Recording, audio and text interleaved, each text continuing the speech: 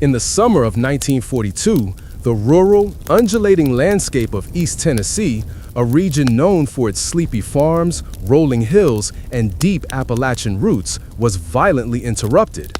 The U.S. government arrived, not with the typical small project, but with an unparalleled mandate: build the future and do it in absolute secrecy. The objective was deceptively simple: find a way to separate U-235 from the more common U-238. Both isotopes were uranium, identical in every chemical sense, but only U-235 was fissile, capable of sustaining the chain reaction needed for an atomic bomb. Finding a process to isolate this elusive component was the central, monumental technical challenge of the entire Manhattan Project. The site chosen, an area of roughly 59,000 acres along the Clinch River, was perfect for its intended purpose: isolation and anonymity. Its remoteness offered natural security, and its access to the Tennessee Valley Authority's immense hydroelectric power was essential. The plants that would house the separation process were so massive that they would consume more electricity than the entire city of New York. The government paid the local farmers and landowners, many of whom had owned their plots for generations, a pittance, often just $40 to $50 an acre, and gave them days to vacate. They were offered no explanation, only the blunt, unappealable claim of eminent domain for national defense. Suddenly, they were refugees in their own region, witnessing the construction of fences, gates, and guard towers where their homes once stood. The world's most sophisticated scientific endeavor was being built on the foundation of a forced diaspora. The rise of X-10 and K-25. The government gave the site the bland, innocuous code name Site X to mask its true nature. When the first wave of construction workers, engineers, and scientists arrived, they found nothing but mud, trees, and the constant, deafening roar of bulldozers. Site X was not a single facility. It was a complex of 3 unprecedented industrial installations, each tackling the U-235 separation problem using a different, highly experimental, and wildly expensive method. 1. The X-10 graphite reactor. This was the pilot project, the first true nuclear reactor outside of a lab. Its purpose was not to produce uranium-235, but plutonium, an entirely different bomb material. Operating under the name Clinton Engineer Works, it was a testing ground for the gargantuan reactors being built simultaneously at the Hanford site in Washington. Its sheer size and power were astonishing. 2. The Y-12 electromagnetic separation plant. This facility housed the calutrons, massive electromagnets derived from Ernest Lawrence's cyclotron technology. They worked by vaporizing uranium, passing it through a powerful magnetic field, and collecting the slightly heavier U-238 atoms that were deflected less than the lighter U-235 atoms. This process was technically successful, but incredibly inefficient. It was so sensitive that tiny imperfections in the equipment would render the separated material unusable. The machines were so delicate and prone to error that the government resorted to hiring hundreds of young women, mostly high school graduates, to operate the complex dials.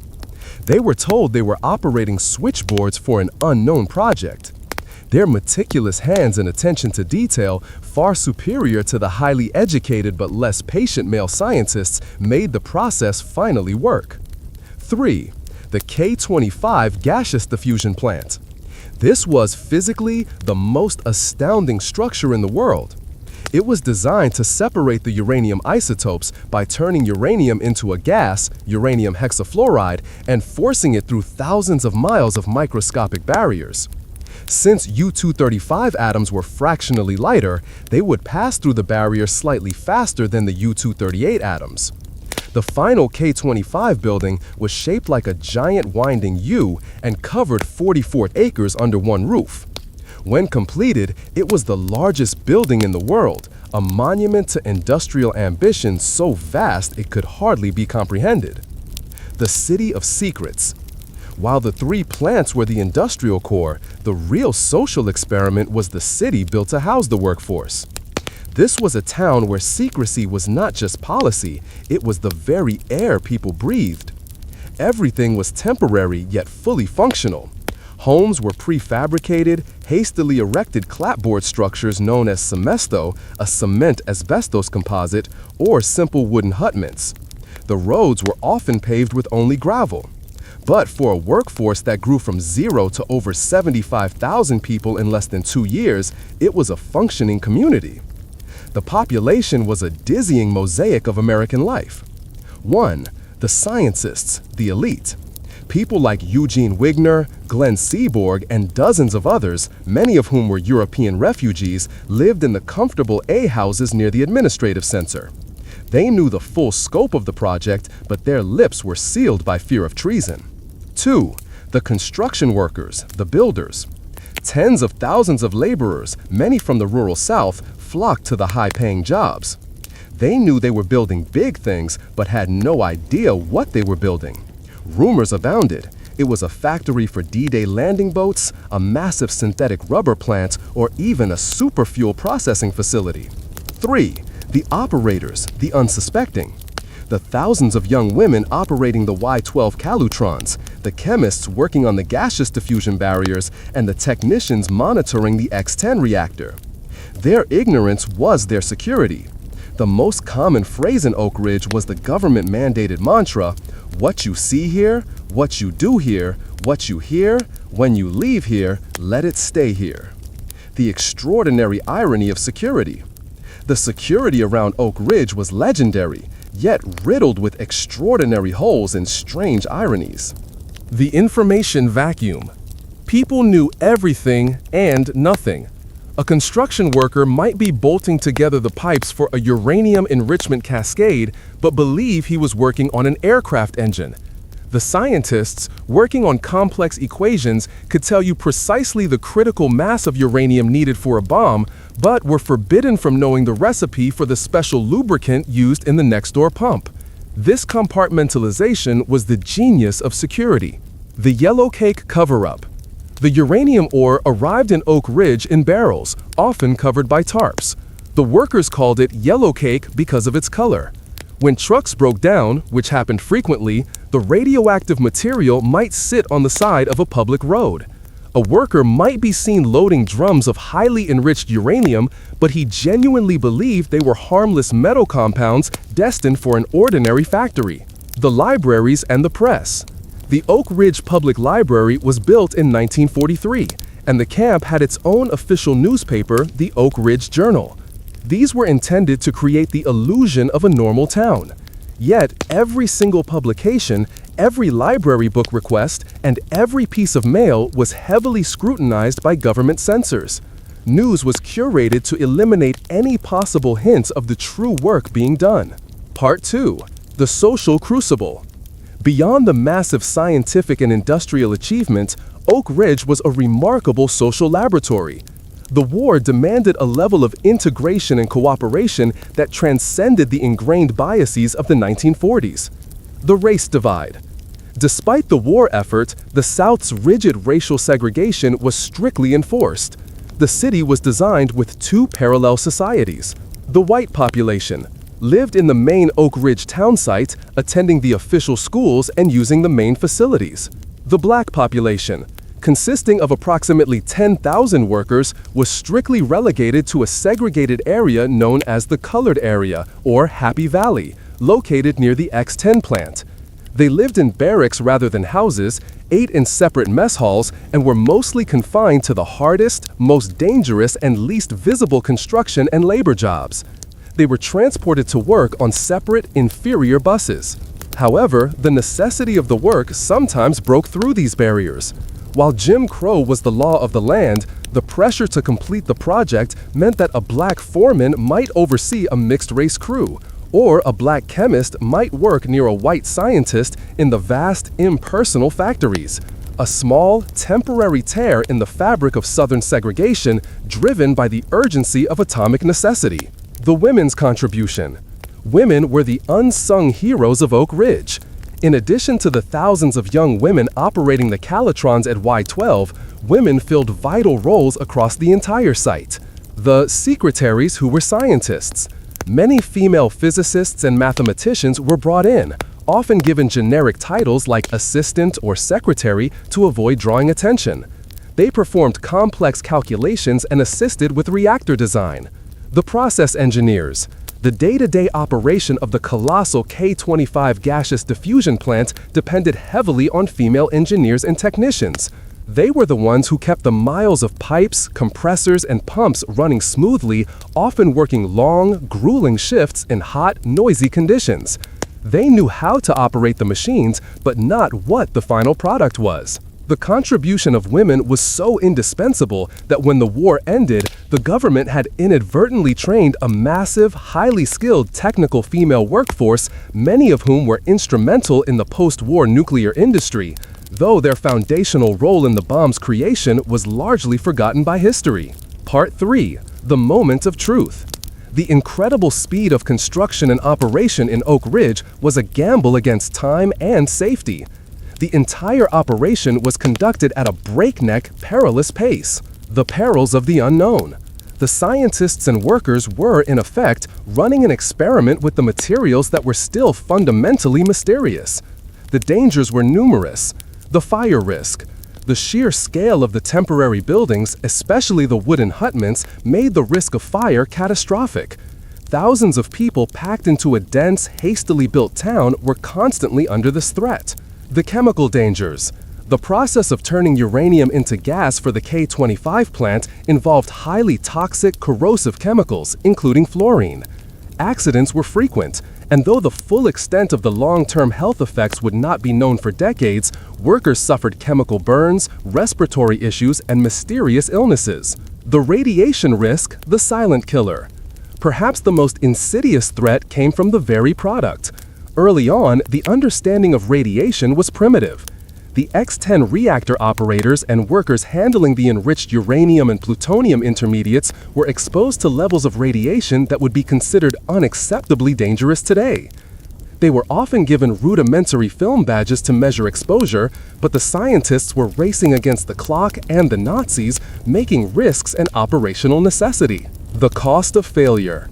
General Leslie Groves, the military head of the Manhattan Project, was infamous for his brutal efficiency.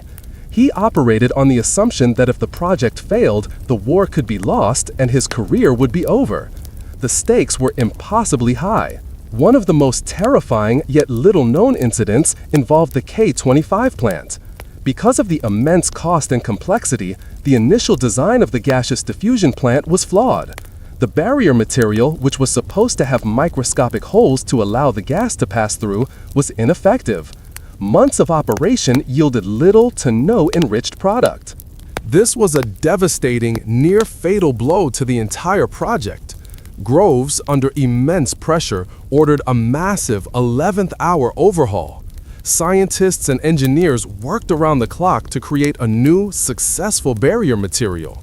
Had this critical step failed, or had the entire K-25 plant been scrapped, the world's supply of enriched uranium might have arrived too late to build the Hiroshima bomb. The war might have dragged on for months or even years with catastrophic consequences. Part 4. 0 Hour and the Legacy. On the morning of August 6, 1945, the news that broke over the radio was incomprehensible to the citizens of Oak Ridge. The announcement came from President Harry S. Truman.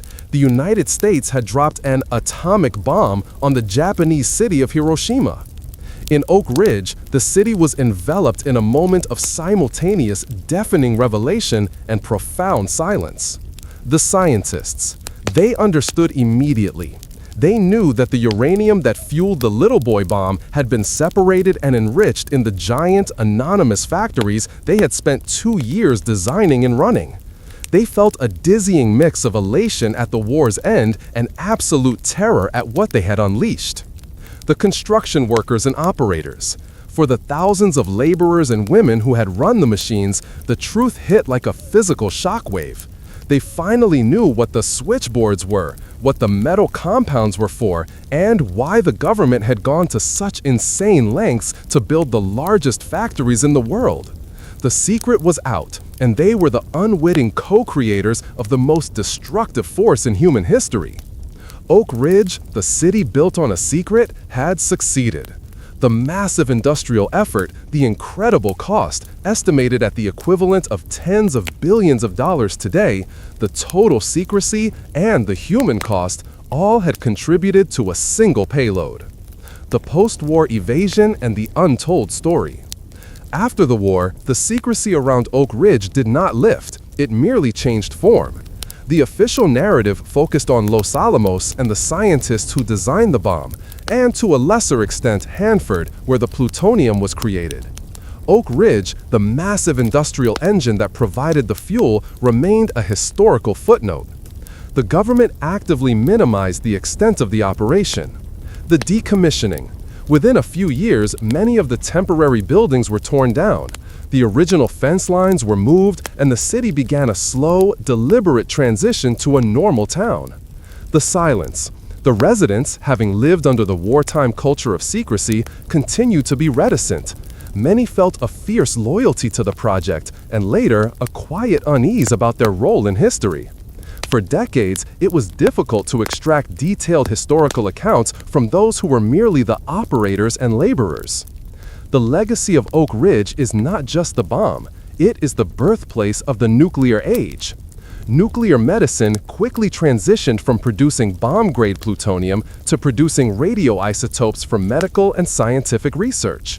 In 1946, the first peacetime shipment of radioactive isotopes for cancer treatment left Oak Ridge. The knowledge gained from this reactor laid the groundwork for modern nuclear medicine. Energy production. The processes pioneered in K-25 and Y-12 were the foundation for the entire nuclear power industry. Every nuclear power plant in the world owes its existence to the massive, costly, and ultimately successful gamble of separating uranium isotopes in this secret Tennessee valley. The secret city of Oak Ridge, built from scratch on a foundation of mud, secrecy, and sheer willpower, stands as an unparalleled example of what a coordinated, single-purpose national effort can achieve. It was a city of startling contradictions. The purest scientific minds worked with the most common laborers. It was both an industrial marvel and a social experiment. And it was the ultimate weapon of war that simultaneously gave rise to the technologies of peace. It was and remains the unseen crucible, the surprising, vital, and nearly forgotten powerhouse that truly forged the atomic age.